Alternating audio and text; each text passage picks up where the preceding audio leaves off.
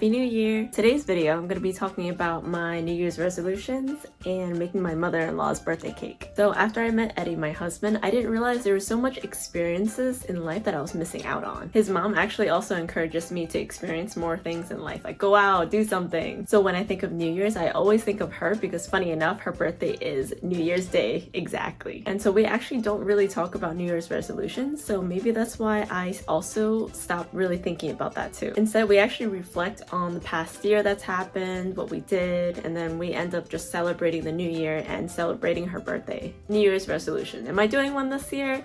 Not really. We all want happiness, love, success, great health. It's the new year. I always get this new year high where I just want to start fresh again, just have a clean slate. And I'm excited to just kind of start fresh. I used to make New Year's resolutions. It was kind of like a vow to myself or like to someone else or just in general to improve my life, right?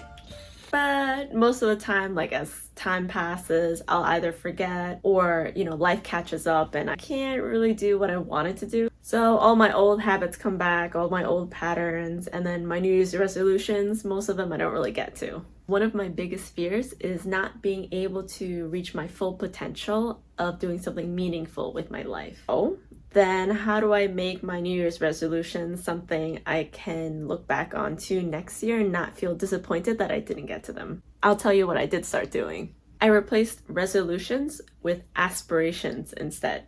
I feel like when we make New Year's aspirations, it doesn't really have as much seriousness to it as resolutions. Not that it's not serious, but it has more of a positive mindset to it. So even if I don't really reach the goals that I wanted to do, I feel like it gives me space to grow around what I wanted to achieve without the pressure of making sure like, oh, it has to happen. Because ultimately I want to set myself up for emotional success. So that way I don't have to beat myself up when the new year comes around and I realize, oh, I didn't achieve my New Year's resolutions yet again. Instead of listing out a bunch of specific goals, I decided to just choose 2 aspirational words for the year. First one is focus. Because I feel like one of my weakest points is that I try so hard to try to make everything perfect that I never actually get anything properly done. I just want to focus more on just making sure that I complete the projects I started. Even if they may not be perfect to me, I just feel like the main point is that I just want to be able to complete it. Because if I don't complete it, I don't get anything done. So focus is definitely a really big word for me this year. Second inspirational word is experience.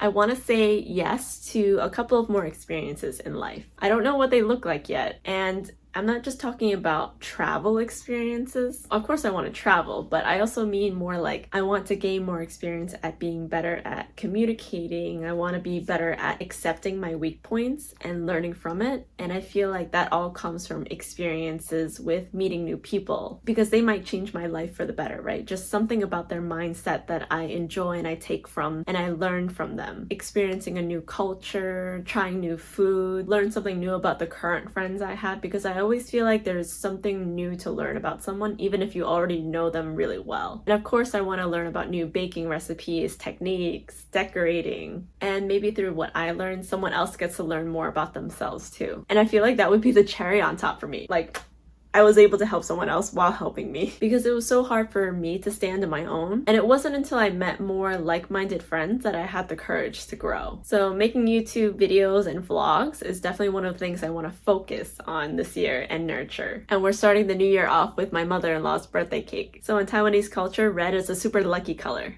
And she also specifically requested us all wear red for her birthday, so that way we all kind of match in the photos. So I decided to make her cake red and gold to make it extra lucky. And I added a cute longevity peach on top. I recently thought of a way to DIY a spray paint color using a spray bottle and not a big machine. Using the DIY spray makes coloring my sugar flowers so much faster. It still gets a little messy, so I color sprayed this in a container I didn't really care too much about staining. So I prepared the white sugar flower in advance because I wanted to focus on the coloring part for this video.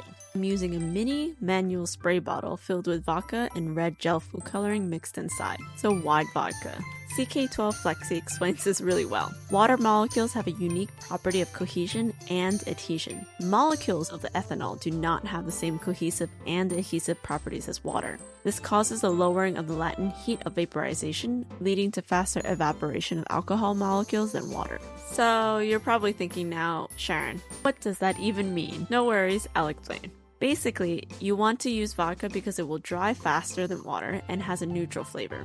The flavor part doesn't really matter as much as the drying faster part. That's important because the goal is that I want a faster way of coloring my sugar flour, so I save time, like my time. And if I'm also faster, it also saves the sugar flour from melting into itself, which is more likely to happen when I just use water. The bottle I use doesn't have a nozzle that sprays evenly. You can see some splotches of color that didn't really come out too smoothly, but it worked for this first project since I'm just testing anyway. So I have to wait in between coats to let it dry, because even if the alcohol will evaporate faster than the water, you can still risk streaking or melting the petals if you spray too much on at once. Let it dry overnight, and it dried beautifully. I love how it came out. When you first put the colors on and it's not fully dry yet, you'll notice that it might not look like the right shade of color. That's how I felt when I was doing mine. But once it was fully dried, I think the colors developed a little bit more, so I would be careful with how much color you want to add on. For the center statement, I wanted a shiny gold color. So same thing with the coloring spray, I apply one coat first, let it dry, and apply more coats until I'm satisfied with the coverage. So pretty. Starting to squirm. Now that the flour is fully dried, I can move on to the peach figurine. I'm going to show you how I shape and color this one from the beginning, starting with white fondant for the base. I'm going to shape it with my hands into a teardrop with a flat bottom. I'm wearing gloves for the majority of this because it can kind of get sticky at the beginning stage before it dries. I love the way the color blends when using food-safe coloring dust, so starting at the top of a peach, I blend the color downwards. If I want to make the top of a peach more pigmented, so there's like an obvious gradient difference, I just go back to the top and add a little bit more powder and blend downwards again. It creates a nice gradient from a deep magenta pink at the top to a white bottom. For the peach leaves, I have a minty green fondant that I'm just gonna eyeball here. I just have to roll it out and cut out a leaf shape, and then if I feel like I need it a little bit wider, I just roll it out a little bit more, and then I stuck it onto the peach with a little bit of alcohol, or you can use water. I tend to fiddle with the leaves a little bit to get the dynamic I want. And then using an edible ink marker, I'm gonna draw on his face. They're so cute! For the cake filling, I'm still working on writing out the recipe, but it's basically a simplified tiramisu filling. So I'm using mascarpone cheese, heavy cream, vanilla extract, and a pinch of salt. My favorite way so far to cut a cake layer is using wire cutters. Although this one I think I've somehow stretched out the wire. So I might have to look into getting something that's a little bit stronger while not taking up too much limited space I have. I soak the cake layers with coffee after trimming. And now I can start filling and crumb coating the cake.